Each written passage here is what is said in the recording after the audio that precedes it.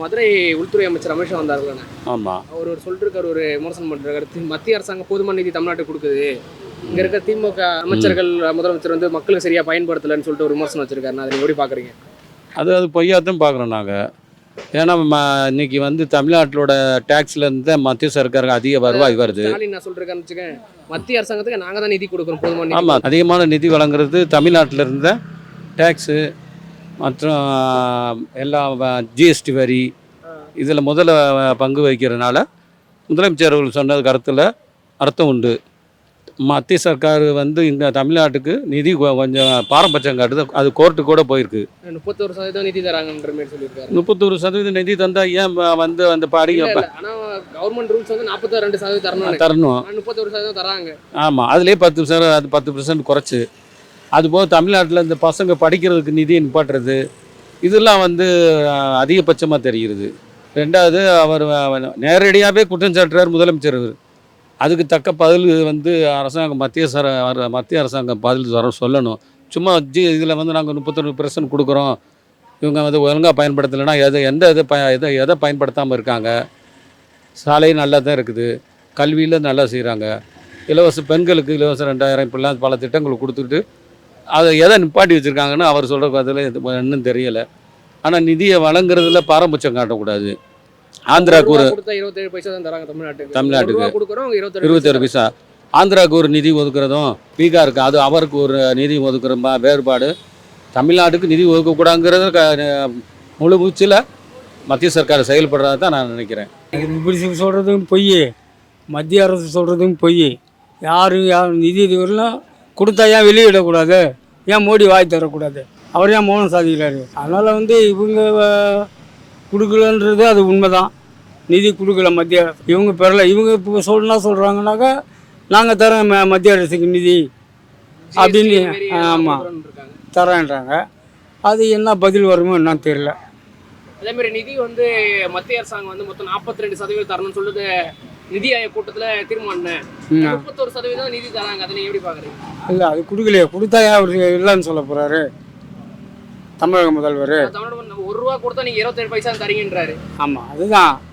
இவங்க அங்கே மத்திய அரசும் இது தமிழ்நாட்டுக்குன்னு இது வரலாம் ஒன்றும் பண்ணல, அவங்க பண்ணிக்கிறதா சொல்கிறாங்க. அப்படி இருந்தாக்க ஏன் அவர் போய் சொல்ல போகிறாரு? வாங்கி நேரம் போய் சொல்லுவாங்களா? சொல்லுங்கள். அதாவது அமித்ஷா சொல்கிறதும் வடிகட்டின பொய். தமிழ்நாட்டுக்கு கொடுக்குறது யோசனை பண்ணுறாங்க முன்ன பின்ன. முன்னாள் பாஜக தலைவர் தமிழ்நாடு தலைவர் அண்ணாமலை என்ன சொல்லிருக்காரு, 2026 ஏடிஎம்கே கூட தான் கூட்டணி, ஆனால் பிஜேபிக்கு அது சீட்டு கொடுத்தா நல்லா இருக்குன்னு அவர் சொல்லியிருக்காரு. அதை நீங்கள் எப்படி பார்க்குறீங்க? அதே மாதிரி அமித்ஷா மதுரைக்கு வந்தபோது வந்து ஏடிஎம்கே கூட்டணி ஆச்சு தான் அமையின்றிருக்காரு. அது எடப்பாடி அவர்கள் எந்த ஒரு எதிர்கருத்து சொல்லவும் இல்லை. அதை நீங்கள் எப்படி பார்க்குறீங்க? எடப்பாடியில் பிஜேபிக்கு சீட்டு அதிகமாக கொடுக்க மாட்டார், 20 சீட்டுக்கு மேலே கொடுக்க மாட்டார். அவங்க எப்படியாச்சும் பாண்டிச்சேரியில் வந்தது மாதிரி இங்கே எப்போயாச்சும் எம்எல்ஏவுக்குள்ளே குழப்பம் வந்துடும், இழுபறி வந்துடும். அப்போ நம்ம சொல்கிறத கேட்டதான் எம்எல்ஏலாம் தலையாட்டுவாங்க, பார்த்து செஞ்சிடலான்னு. அதனால தான் கூட சீட்டு கேட்குறாரு.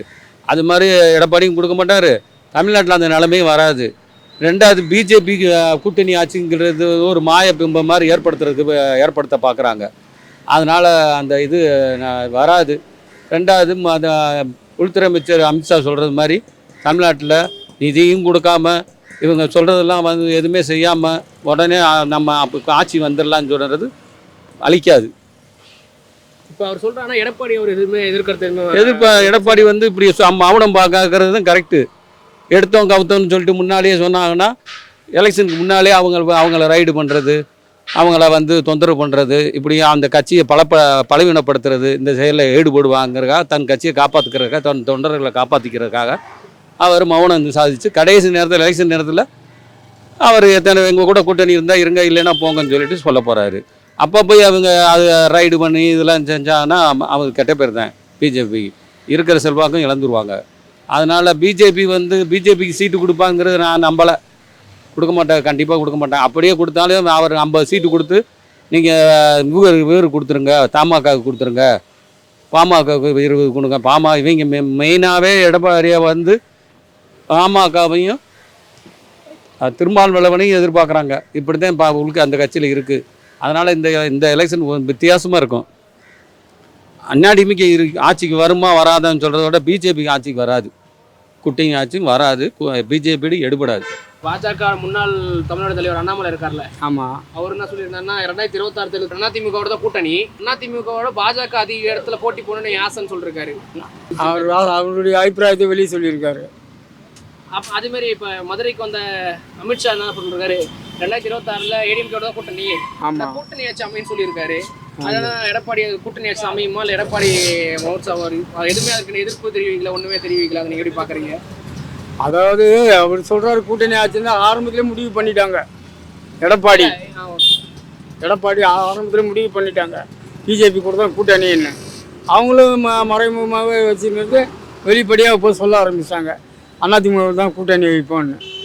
கூட்டணி ஆட்சி எல்லாம் ரெண்டு ஒன்றா சேர்ந்து ஆளுவோம், வந்தால் தானே ஆளுறதுக்கு, வரலாம் எப்படி ஆள முடியும்? இல்லை ஏடிஎம்கே கூட ஒன்றா சேர்ந்து ஆளுறோம். தமிழ்நாட்டை வளர்ந்துருச்சா பிஜேபி? வளர எக்காரத்தை கொண்டு பிஜேபி தமிழ்நாட்டுக்கு வரவே வராதுங்க. நிதி கொடுக்கலனால தமிழ்நாட்டில் அவ்வளோ காசு இருக்குது, இவங்க அங்கே வாங்காமலே செய்யலாம். எதையுமே இவங்க செய்கிறது கிடையாது. செய்கிறேன்னு சொல்லுவாங்க, ஆனால் செய்கிறதில்ல. எதுக்கு எடுத்தாலும் 500 கோடி 1000 கோடி 250 கோடி 300 கோடின்னு இவங்க பட்ஜெட்டு போடுறாங்க. அவ்வளோ கோடி ரூபாய்க்கு இவங்க செய்கிறது கிடையாது. பட்ஜெட்டை வெளியிடறாங்களா கண்டி செய்கிறதில்ல. 250 ஸ்கூல் நாங்கள் சீர் பண்ணோம், இத்தனை கோடி ஆச்சு. மழைநீர் சேகரிப்பு செஞ்சோம், இவ்வளோ கோடி ஆச்சு. இந்த வீடு வசதி செஞ்சு தந்த இத்தனை கோடி ஆச்சு. இந்த தண்ணி குடிநீர் நீர் மாத்திரம் கடல் தண்ணி அதுக்கு பல கோடி 3000 கோடி 2000 கோடி 500 கோடின்னு சொல்கிறாங்களா கண்டி. அதை செஞ்சதே கிடையாது. இவங்க செய்யாமலே இவங்க செஞ்சேன்னு சொல்லிடுறது. அதனால் அந்த அளவுக்கு இவங்க ஒன்றும் இல்லை ஆட்சியில். வர ஆட்சி விஜய் தான் சிறப்பாக வருவார். சின்ன வயசு 50 வயசு விஜய்க்கு இருக்கும். சின்ன வயசு சீஃப் மினிஸ்டராக வர்றது சினிமாவில் காட்டுறது நல்லா இருக்குது. அதே மாதிரி நிஜ வாழ்க்கையில் தமிழ்நாட்டில் இது வரைக்கும் சின்ன வயசில் யாரும் சீஃப் மினிஸ்டராக வந்ததில்லை. ஐயா காமராஜர் அவர்கள் பெரிய வயசில் தான் சீஃப் மினிஸ்டராக, ஐயா அண்ணாதுரை அவர்களும் வயசாகி தான் சீஃப் மினிஸ்டராக வந்தார். ஐயா எம்ஜிஆர் ஐயா அவர்களும் வயசானதுக்கு அப்புறம் சீஃப் மினிஸ்டர், ஜெயலலிதா அம்மாவும் வயசானதுக்கு அப்புறம் சீஃப் மினிஸ்டர், கலைஞர் ஐயாவும் வயசானதுக்கு அப்புறம் தான் சீஃப் மினிஸ்டராக வந்தார். எடப்பாடியும் சீஃப் மினிஸ்டராக இருந்தார் வயசானவர். 50 வயசில் சீஃப் மினிஸ்டர்னால் அது விஜய்.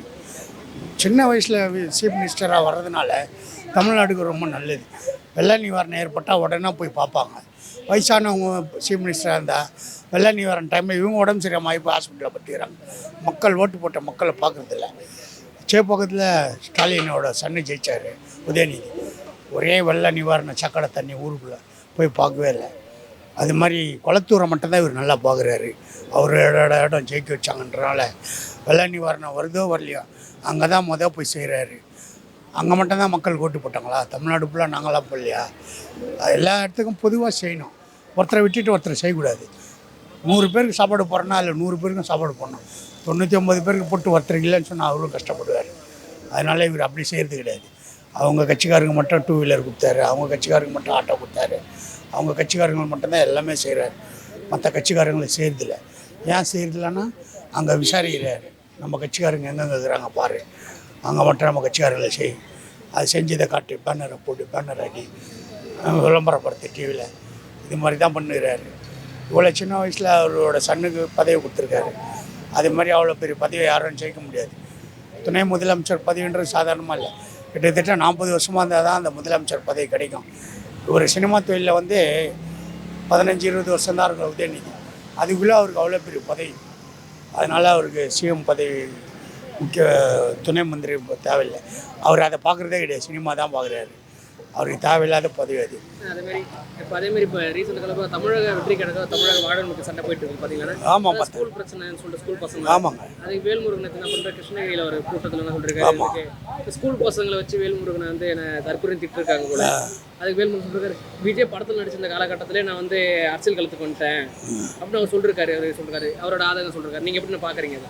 அவர் அரசியல் வரதுக்கு முன்னாடி விஜய் சினிமாவில் இருந்தான்னா இல்லைன்னா இல்லை, விஜய் சினிமா நடிச்சிருக்கும்போது நான் தமிழ்நாடு விடுதலை சொல்லிருக்காரு. இருக்கட்டும், எல்லாரும் எதில் வேணாலும் இருக்கலாங்க. ஆனால் விஜய் வந்தார்னா தமிழ்நாடு சிறப்பாக செய்வேன்றார். இந்த காலத்து இளைஞர்கள் கண்டிப்பாக விஜயை வர வைப்பாங்க.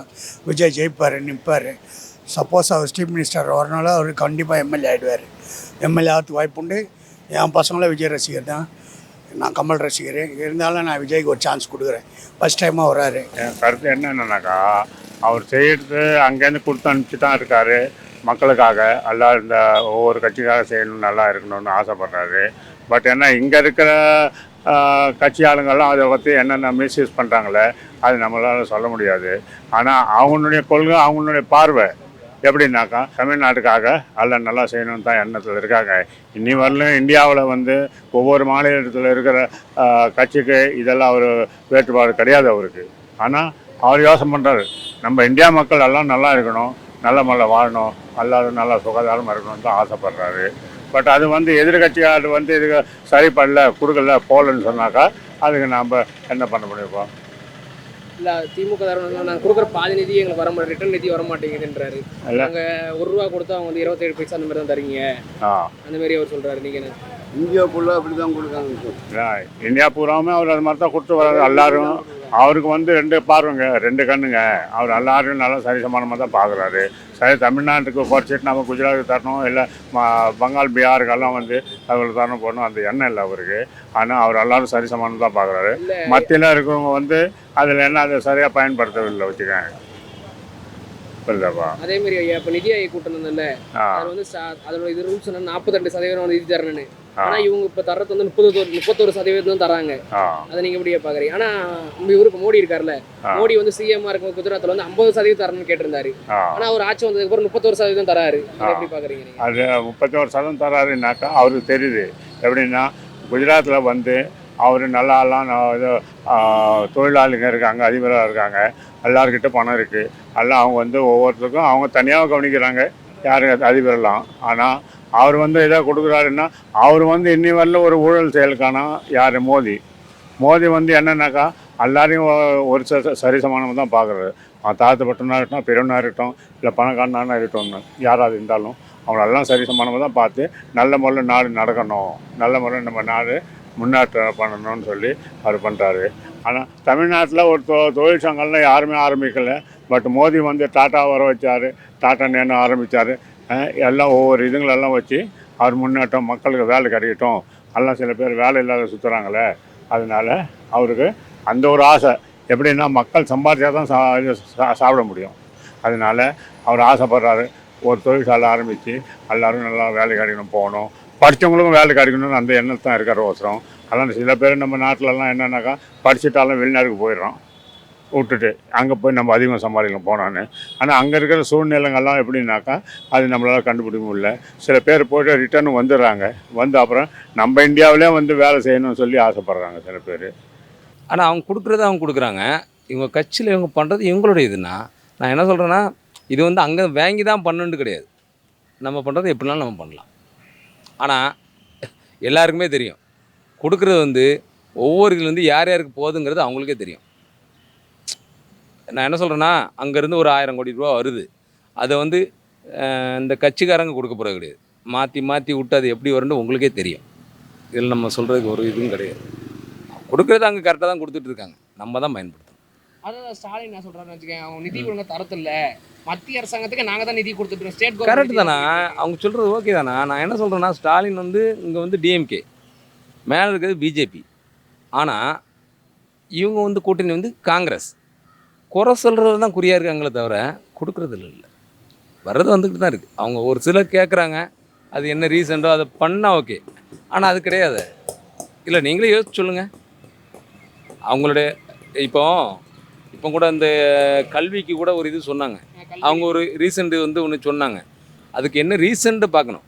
இன்றைக்கி என் மாப்பிள்ளை கூட தமிழ் படிக்க தெரியாது, ஈஸியாக இருக்குன்னு சொல்லி ஃப்ரெஞ்சு படிச்சிருக்கான். அப்படி இருக்கும்போது கவர்மெண்ட் ஸ்கூலில் படிக்கிற யாருங்க அடுத்த மொழி படிச்சிருக்காங்க? இதில் வர்றது என்னது இருக்குது? ஹிந்தி வந்து திணிப்புங்கிறாங்க, ஹிந்தி படிக்காண்டா வேறு மொழி படிச்சுட்டு போட்டு இதில் என்ன இருக்குது? நீங்களே சொல்லுங்கள், நீங்கள் தான் கேட்கணும் இதுக்கு. அவர் என்ன சொல்கிறேன்னு வச்சுக்கோங்க, அவங்க வந்து 2500 கோடி மத்திய அரசாங்கம் நிதி தரணும், கல்வி நிதி தரணும் நமக்கு. கரெக்டு தானே, இன்னொரு மொழி படிச்சுக்கங்கிறாங்க, படிச்சுட்டு போட்டோம், அது அடிமன்ட்டு சொல்லியே. நான் என்ன சொல்கிறேன், இவங்க வந்து தமிழ் தாங்கிறாங்களா, தமிழ் இங்கிலீஷ் ரெட்டை மொழி. அதுக்கு ஒரே ஒரு வார்த்தை சொல்கிறேன், தமிழ் இங்கிலீஷ் ஓகே, ரொம்ப பிடிச்சிருக்கு. ஆனால் நான் என்ன சொல்கிறேன்னா, தமிழ் தான் முதல் மொழி, யார் படித்தாலும். அதாவது கர்நாடகாவில் இது இருக்குது, கர்நாடகாவில் போய் நீங்கள் இப்போ படிக்க முடியாது. நீங்கள் இங்கே வந்து ஒரு 10ஆம் கிளாஸ் வரை படிச்சுட்டு போய் அங்கே போனீங்கன்னா தாய்மொழி கர்நாடகா, அதை படிச்சுட்டு தான் அடுத்த மொழி. ஓகேங்களா? இங்கே இருக்காது. சொல்லுங்கள், அதை பண்ணுங்கங்க. தமிழ் தான் முதல் மொழிண்டு இல்லையே, கிடையவே கிடையாது. அப்புறம் என்ன அரசியல் இதெல்லாம் பேசிகிட்டு இருக்கீங்க?